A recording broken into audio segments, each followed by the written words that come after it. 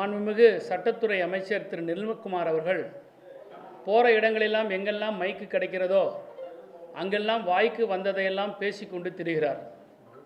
காவிரி நதிநீர் பிரச்சனை என்றால் என்ன, மேகதாது அணை விவகாரம் என்றால் என்ன என்பதை கொஞ்சமும் அது பற்றின ஒரு புரிதலும் அது பற்றின ஒரு கருத்தும் அடிப்படை கூட தெரிந்து கொள்ளாத அமைச்சரவை தான் இன்றைக்கு மாண்புமிகு விஜய் அமைச்சரவை இருந்து கொண்டிருக்கிறது.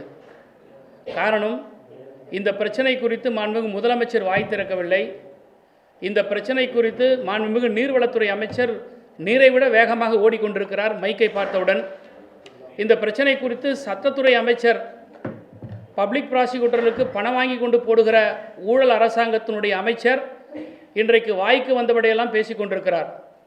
காவிரி நதிநீர் பிரச்சனையில் தாவேகானுடைய நிலைப்பாடு என்ன என்பதை சொல்லுவதற்கு இவர்களுக்கு வக்கில்லை. மேகதாது அணை கட்டுவதில் குறித்து இவர்களுடைய தடுப்பதற்கு குறித்து நிலைப்பாட்டிற்கு இவர்கள் சொல்லுவதற்கு வக்கில்லை.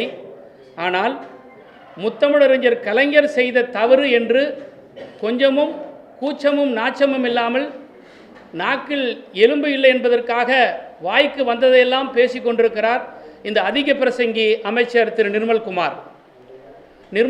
உசிலம்பட்டி கிராமத்தில் ஜட்டி போட்டுக்கொள்ளாத காலகட்டத்திலேயே காவிரி நதிநீர் பிரச்சனை என்றால் என்ன, காவிரி நதிநீர் பிரச்சனைக்கு ஒரு ட்ரிபுனலை உருவாக்கியவர் முத்தமிழறிஞர் கலைஞர். அப்படிப்பட்ட நிர்மல்குமார் எல்லாம் கலைஞரை பார்த்து பேசுவதற்கு தகுதி துளியும் இல்லை என்பதை நான் எச்சரிக்கிறேன். இன்றைக்கு தமிழ்நாட்டில் இருக்கக்கூடிய அரசியல் கட்சிகளெல்லாம் வேண்டுமென்றே முதல்வர் எடுத்த நடவடிக்கைகளுக்கு எதிராக செயல்படுகிறார்கள் என்கின்ற ஒரு குற்றச்சாட்டை சொல்லுகிறார். அனைத்து கட்சி கூட்டத்தை நாங்கள் எப்படி கூப்பிட்றது? ஒவ்வொரு அரசியல் கட்சிகளும் ஒவ்வொரு கருத்தை சொல்கிறாங்க, அவங்கள வச்சுட்டு நான் எப்படி அனைத்து கட்சி கூட்டத்தை கூட்ட முடியும்னு ஒரு விஞ்ஞானி கேட்குறார் இந்த கேள்வியை நிர்மல்குமார். ஒவ்வொரு கட்சிக்கும் ஒவ்வொரு நிலைப்பாடு இருப்பது தான் அரசியல் கட்சி. அதை எல்லாத்தையும் ஒருங்கிணைச்சி அழைச்சிட்டு போகிற வேலை தான் முதலமைச்சருடைய வேலை. இதுக்கு முன்பு இருந்த தமிழ்நாட்டினுடைய முதலமைச்சர்கள் முத்தமிழறிஞர் தலைவர் கலைஞராக இருந்தாலும் சரி, அம்மையார் ஜெயலலிதாக இருந்தாலும் சரி, ஏன் எடப்பாடி பழனிசாமி முதலமைச்சராக இருந்த பொழுதும் கூட அனைத்து கட்சி கூட்டத்தை கூட்டி கருத்துக்களை கேட்டு ஒரு முடிவெடுத்து ஒன்றிய அரசிற்கு அனுப்புவதோ அல்லது அவர்களை சென்று சந்திப்பதோ வழக்கமாக வைத்து கொண்டிருந்தார்கள். நான் கேட்கிறேன், நேற்றைக்கு சில ஊடகங்களே செய்தி வந்தது, காவிரி நதிநீர் பிரச்சனை குறித்தும் மேகதாது விவகாரத்தை குறித்தும் முதலமைச்சர் கோட்டையிலே ஆலோசனை செய்து கொண்டிருக்கிறார் அதிகாரிகளோடு என்று ஒரு தகவல் வந்தது செய்தி நிறுவனங்கள் மூலமாக தொலைக்காட்சிகளில். உங்களை யாராவது கூப்பிட்டு என்ன முடிவெடுத்தோம் என்ன பேசினோம் என்று இதுவரை முதலமைச்சர் சொல்லியிருக்கிறாரா, அல்லது தலைமை செயலாளர் சொல்லியிருக்கிறாரா, அல்லது தமிழ்நாட்டினுடைய நீர்வளத்துறை செயலாளர் பேசியிருக்கிறாரா, அல்லது தமிழ்நாட்டினுடைய நீர்வளத்துறை அமைச்சர் நேற்றைக்கு முதலமைச்சர் இத்தகைய ஆலோசனையை செய்திருக்கிறார் என்பதை சொல்லுவதற்கு இவர்களுக்கு வெளிப்படைத்தன்மை இருக்கிறதா? எதுவுமே இல்லை. ஆனால் 19ஆம் தேதி ஜூன் மாதம் சட்டமன்றத்தில் இயற்றப்பட்ட தீர்மானம், அந்த தீர்மானத்திற்கு திருத்தங்களை கொடுத்தது நம்முடைய எதிர்க்கட்சி தலைவர் மாண்புமிகு உதயநிதி ஸ்டாலின் அவர்கள். அந்த திருத்தத்தையும் ஏற்றுக்கொண்ட இந்த அரசு 19/6/2026 அன்று சட்டமன்றத்தில் தீர்மானம் நிறைவேற்றிய பிறகு இன்று வரை ஒவ்வொரு நாளும் காவிரி நதிநீர் பிரச்சனை குறித்தும் மேகதாது விவகாரத்தை குறித்தும் நாட்டு மக்களுக்கு என்ன நடவடிக்கையை மேற்கொண்டார்கள் என்பதை இந்த அரசு விளக்க வேண்டிய கடமையை கட்டாயத்தில் இருக்கிறது. தீர்மானத்தை போட்டுவிட்டு தூங்கி கொண்டிருக்கின்ற முதலமைச்சர், தூங்கு மூஞ்சி தாவேகா அரசாங்கம் இன்றைக்கு திராவிட முன்னேற்ற கழகத்தை பார்த்து சொல்லுகிறது டி.கே. சிவக்குமாரை கட்டுப்படுத்துகிறார் என்று சொல்லுகிறார்கள். காங்கிரஸ் சொல்லுகிற பேச்சையே டி.கே. சிவக்குமார் கேட்கவில்லை என்று சொல்லுகிறார். நான் வெளிப்படையாக நிர்மல்குமாருக்கு சவால் விடுகிறேன், காங்கிரஸ் கட்சி என்ன பேசியது என்பதை பொது வெளியில் சொல்ல வேண்டும். ராகுல் காந்தி நேற்றைக்கு தமிழ்நாட்டுக்கு வந்தாரே, அவர் என்ன கருத்துருவை டி.கே. சிவக்குமாருக்கு சொல்லி மாண்புமிகு சிவக்குமார் கேட்கவில்லை என்பதை வெளிப்படையாக சொல்ல வேண்டும்.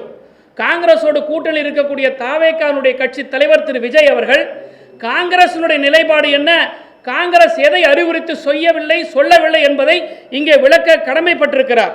அது மட்டுமல்ல, டி.கே. சிவக்குமார் அவர்கள் இன்றைக்கு அனைத்து கட்சி கூட்டத்தை கூட்டுகிறார். ஆனால் எங்களுடைய எதிர்க்கட்சி தலைவர் அனைத்து கட்சி கூட்டத்தை கூட்டுங்கள் என்று சொன்னது ஒன்று, அதை நீங்கள் செய்யவில்லை. சட்டமன்றத்தில் தீர்மானம் இயற்றிய பிறகு அவற்றை கடிதம் மூலமாக ஒன்றிய அரசுக்கு அனுப்புவது பிரயோஜனம் இல்லை. எல்லா கட்சி தலைவர்களும் அழைத்து கொண்டு டெல்லிக்கு வாங்க போவோம், பிரதம மந்திரியை சந்திப்போம், நீர்வளத்துறை அமைச்சரை சந்திப்போம். இந்த பிரச்சனையில் தமிழ்நாடு ஒருமித்த கருத்தோடு ஒன்றாக இணைந்திருக்கிறது என்பதை அவர்களுக்கு புரிய வைப்போம், இந்த அழுத்தத்தை தருவோம் என்று சொன்ன கருத்திற்கு இதுவரை ஒரு எதிர்க்கட்சி தலைவர் சட்டமன்றத்தில் பேசிய பேச்சுக்கு ஒன்று சட்டமன்றத்தில் பதில் சொல்லியிருக்க வேண்டிய முதலமைச்சர் இன்று வரை சொல்லவில்லை, அல்லது இவர் என்ன நடவடிக்கை எடுத்திருக்கிறார் என்பதை இதுவரை இந்த காலகட்டத்து வரைக்கும் சொல்லவில்லை. நீங்கள் மேகதாது அணை குறித்து எதிர்க்கட்சி தலைவர் சொன்ன கருத்துக்கு அனைத்து கட்சி தலைவர்களை கூட்டிக் கொண்டு நாங்கள் டெல்லிக்கு போவோன்னு ஒன்று சொல்லுங்கள், போக மாட்டோன்னு ஒன்று சொல்லுங்கள். இல்லை மேகதாது அணை கட்டுவது குறித்து இன்றைக்கு அமைச்சர் நிர்மல்குமார் சொல்கிறார், இந்த லேகியம் விற்கிறவங்க ரோட்டில் நின்னாங்கன்னா இப்படி கையை காட்டி ஒரு 3 வழி இருக்குதுங்க, இது காலையில் ஒரு வேலை சாப்பிட்ணும், மத்தியானம் ஒரு வேலை சாப்பிட்ணும், இரவு ஒரு வேலை சாப்பிட்ணுன்ற மாதிரி ஒரு 3 சொல்யூஷன் இருக்குங்க. இது கோர்ட்டில் போய் போடணுங்க, இது சுமூக தீர்வு காணணுங்க, இது இப்படி பண்ணணுங்க, இப்படின்னு ஒரு ஃபிலிம் காட்டிட்டு தான் போகிறாங்களே தவிர இந்த அரசாங்கம் என்ன நடவடிக்கை எடுத்தது என்பது இதுவரை நாட்டு மக்களுக்கு சொல்லவில்லை. ஆனால் திராவிட முன்னேற்ற கழகத்தினுடைய தலைவர் எச்சரித்தார், தீர்க்க தரிசித்தனமாக அனுபவத்தை கொண்டு நீங்கள் பேச்சுவார்த்தைக்காக கர்நாடகா செல்வது என்று தவறான முடிவு, உங்களுக்கு அப்படி யாராவது ஆலோசனை சொல்லியிருந்தால் அந்த முடிவை மாற்றிக்கொள்ளுங்கள் என்று சொன்னார். அது சொன்னது மட்டுமல்ல, இந்த பிரச்சனையில் முதலமைச்சர் தனிமைப்படுத்தப்பட்டிருக்கிறார் என்று சொன்னதை மூக்கு மேல கோபம் வந்திருக்கிற திரு நிர்மல்குமார் இன்றைக்கு விஜய் தனிமைப்படுத்தப்பட்டிருக்கிறார். கர்நாடகாவில் இருக்கக்கூடிய எல்லா அரசியல் கட்சி தலைவர்கள் ஒன்றாக நிற்கிறார்கள். ஆனால் இன்றைக்கு விஜய்க்கு என்ன வெக்கம், என்ன பெரிய கௌரவம், ஏன் எல்லா கட்சி தலைவரும் கூப்பிட மாட்டேங்கிறாரு? நாட்டினுடைய முதலமைச்சர் நாட்டு மக்களுடைய பிரதிநிதியாக தானே உட்காந்துருக்கீங்க, உங்களுக்கு என்ன ஈகோ? இந்த ஈகோவை, இந்த தாந்தோணித்தனத்தை உங்களோட சினிமாவில் வச்சுக்கங்க. என்னைக்கு நீங்கள் முதலமைச்சராக தமிழ்நாட்டுக்கு பொறுப்பேற்றீங்களோ நாட்டு மக்களுடைய அக்கறை தான், நலன் தான் உங்களுக்கு முக்கியமே தவிர ஈகோ முக்கியமல்ல. இன்றைக்கு தொலைக்காட்சிகள்லையும் சரி அல்லது திரைப்படங்களில் வரக்கூடிய வசனங்களைப் போல தான் உங்களுடைய அமைச்சர்கள் பேசிட்டு போகிறாங்களே தவிர இந்த மேகதாது பிரச்சனையில் என்ன நடவடிக்கை எடுத்திருக்கிறாங்க? ட்ரிபியூனலை உருவாக்கணும்னு சொல்லி கேட்டிருக்கிறோம். உங்களுடைய நிலைப்பாடு என்ன? நான் இன்றைக்கு வெளிப்படையாக சேலஞ்ச் பண்ணுறேன், இந்த பேட்டி கண்ட 24 மணி நேரத்திற்குள் either the chief minister of the Tamil Nadu or the water resources minister புசி ஆனந்தா புசி ஆனந்த் இல்லை டெய்லி உளறிக்கிட்ட நிர்மல்குமார், நீங்கள் 3 பேரில் யாராவது ஒருத்தர் இந்த கேள்விக்கு, திமுக வைக்கக்கூடிய கேள்விக்கு கட்டாயம் மக்கள் மத்தியில் பதில் சொல்லணும். மேகதாது அணையை கட்டக்கூடிய விஷயத்தில் ஒரு ட்ரிபியூனலை அமைக்கப்பட வேண்டுமா வேண்டாமா? ட்ரிபியூனலை அமைக்கப்பட வேண்டுமென்றால் இந்த அரசினுடைய நிலைப்பாடு என்ன? இந்த அரசு என்ன நடவடிக்கை எடுத்திருக்கிறது? நீதிமன்றத்தை நாடுவதற்கான என்ன முயற்சிகள் எடுத்திருக்கிறீர்கள்? 19/6/2022 தீர்மானம் போட்டுவிட்டு தூங்கிக் கொண்டிருக்கின்ற முதலமைச்சர் இன்று வரை உச்சநீதிமன்றத்தில் ஏன் மனு தாக்கல் செய்யவில்லை?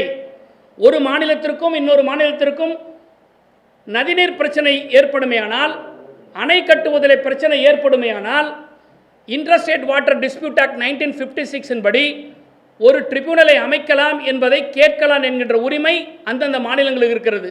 ஏன் திமுக ட்ரிபியூனலை கேட்குது? ட்ரிபியூனல் அமைச்சா அதில் யார் உட்காருவாங்கன்னா about to retire from the supreme court, அதாவது மிக குறுகிய காலகட்டத்திற்குள் எந்த உச்சநீதிமன்ற நீதிபதி ரிட்டையர்மெண்ட் ஆக இருக்கிறாரோ அந்த உச்சநீதிமன்ற நீதிபதியின் தலைமையில் 2 உயர்நீதிமன்ற நீதிபதிகள் கொண்ட அமர்வு. இந்த அமர்வு எந்த அதிகாரிகளுடைய கட்டுப்பாட்டில் இருக்காது, எந்த அரசாங்கத்தினுடைய கட்டுப்பாட்டில் இருக்காது, ஒன்றிய அமைச்சகத்தினுடைய கட்டுப்பாட்டில் இருக்காது. ஒரு நீதிமன்றத்தினுடைய நீதிபதிகள் 3 பேர் அமர்ந்து இதை விசாரிப்பதன் மூலமாக ஒரு தீர்வு கிடைக்கும். It's a quasi judicial authority. இதையெல்லாம் புரிந்த அனுபவமிக்க திராவிட முன்னேற்ற கழகம் இதை கையில் எடுத்து ஏற்கனவே முதலமைச்சராக இருக்கும்போது நம்முடைய தலைவர், கழகத்தினுடைய தலைவர் அண்ணன் மு.க. ஸ்டாலின் அவர்கள் பிப்ரவரி மாதமே லெட்டர் எழுதினார். அதற்கு பிறகு நீங்கள் ஆட்சிக்கு வந்த இந்த அரசாங்கம் உங்களுக்கு எல்லாத்தையும் நாங்கள் செஞ்சு வச்சுருக்கிறோமே. ஸ்டிக்கர் ஒட்டுறது உங்களுக்கு பெரிய கஷ்டனையை சீரியஸாக புரிஞ்சிக்கலை. எப்பவுமே ஒரு சீரியஸாக இருக்கக்கூடிய நேரத்தில் செக்ரட்டரிஸை மாற்ற மாட்டாங்க. அப்போ இந்த துறையில் அப்போ என்ன அர்த்தம்? செயலாளர் ஒன்று சொல்லியிருக்கிறார். அப்போ இந்த அரசாங்கம் அந்த செயலாளர் சொல்கிறத கேட்கல. அப்போ ஜான ஆரோக்கியசாமியோ அல்லது அரசுக்கு சம்பந்தம் இல்லாதவங்க சொல்கிற ஆலோசனையை இந்த முதலமைச்சர் கேட்குறார். இப்போ எதுக்கு அசம்பிளி செக்ரட்டரி ரிசைன் பண்ணிட்டு போனார்? எதுக்கு எத்தனையோ செயலாளர்லாம் இன்றைக்கி வெளியில் போகிறாங்க? அவங்க அதிகாரிகள் சொல்கிறத இந்த அரசு கேட்கல. இந்த ஆட்சியாளர்கள் அதிகாரிகளை மிரட்டுறாங்க. நாங்கள் சொல்கிறத நீ செய்யுங்க, இல்லைனா உட்காரல வெளியே போங்கிறாங்க. அப்போ இந்த நீர்வளத்துறையினுடைய டிரான்ஸ்ஃபருக்கு இதுக்கு பின்னாடி தான் இருக்குது. அப்போ நேற்றுக்கு இந்த கன்சல்டேஷனில் you would have been advised, அந்த செக்ரட்டரி அட்வைஸ் பண்ணியிருப்பார். அப்போ அந்த அட்வைஸ் சரியான அட்வைஸாக இருந்திருக்கும், அது விஜய்க்கு பிடிக்காத அட்வைஸாக இருந்திருக்கும். அதனால் அவரை மாற்றிருக்கிறாங்க. சட்ட போராட்டம் நடத்துவதற்கு தாமதம், முதலமைச்சர் கர்நாடகா போகிற ஒரு முடிவில் சிக்கல், இதெல்லாமே தமிழ்நாட்டுக்கு இந்த விளையாட்டு ஒரு பெரும் பின்னடைவாக ஏற்பட்டிருக்கு. மிகப்பெரிய பின்னடைவு சார், இது மிகப்பெரிய பின்னடைவு. இது எதை காட்டுதுன்னா கர்நாடகாவை தான் அட்வான்டேஜ் காட்டும். ஏன்னா நாம் பொலிட்டிக்கலாக ஒன்றா நின்று ஸ்ட்ராங்காக நின்று ஃபைட் பண்ணால் தான் ஒரு பொலிட்டிக்கல் ப்ரெஷர் கொடுக்க முடியும். நான் இன்னும் இப்போவும் சொல்கிறேன், திராவிட முன்னேற்ற கழகம் தெளிவாக இருக்குது. அரசியல் ரீதியில் இதுக்கு தீர்வு காண முடியாது, ஒன்றிய அரசு இதுக்கு தீர்வு காண முடியாது. The one and only way உச்சநீதிமன்றத்திற்கு சென்று இன்டர்ஸ்டேட் வாட்டர் டிஸ்பியூட் ஆக்ட் படி மேகதாது அணையை கட்டக்கூடாது என்பதற்கு ட்ரிபியூனலை அமைப்பது தான் ஒரே வழி. இந்த வழியை அவங்க மேற்கொள்ளாத வகையில் தமிழ்நாட்டுக்கு பின்னடைவு தான். இன்னும் சொல்ல போனால் தமிழ்நாட்டு மக்களை அவமானப்படுத்தியிருக்கிறார் திரு விஜய் அவர்கள். ஏங்க, ஒரு முதலமைச்சர் இன்னொரு மாநிலத்துக்கு வர்றதை வேண்டான்னு சொல்லக்கூடிய அவமானத்தை முதல் தமிழ்நாட்டின் மீது இந்த அவமானத்தை கொண்டு வந்து சேர்த்த பெருமை பழி விஜயை சாரும். ஒரு elected representative chief minister of Tamil Nadu sir, it is not Vijay. இது விஜய் என்ற தனி மனிதன் அல்ல, ஒட்டுமொத்த கோடிக்கணக்கான தமிழ் மக்களுடைய மானம் மரியாதை. நீ வராதன்னு சொல்லக்கூடிய அளவுக்கு இருக்குன்னா நீ ஏன் போன? நீங்கள் போகிறது அது உத்தரவாதம் இல்லைங்கிற ஒரு செய்தி எங்களுக்கு இல்லை. ஆனால் இருந்தாலும் கூட நீங்கள் போகிறதா ஒரு தகவல் போயிருக்கு. ஆனால் நீங்கள் வர வேண்டாம்னு அங்கே இருக்கிற சீஃப் மினிஸ்டர் லெட்டர் எழுதியிருக்கிறாங்க. இதுவே அவமானம் இல்லையா? தமிழ்நாட்டுக்கு இதை பெரிய அவமானத்தை விஜய் தேடி கொடுக்குறத விட இது பெரிய அவமானத்தை எதுவுமே தேடி கொடுக்க முடியாது. தமிழ்நாட்டை அவமானப்படுத்தி விட்டார் திரு விஜய் அவர்கள். காவிரி டெல்டா விவசாயிகளை அவமானப்படுத்தி விட்டார் திரு விஜய் அவர்கள். இன்னும் சொல்ல போனால் விவசாயிகளின் துரோகி திரு விஜய். விவசாயியின் துரோக ஆட்சி இந்த தாவேகா ஆட்சி. தேங்க்யூ.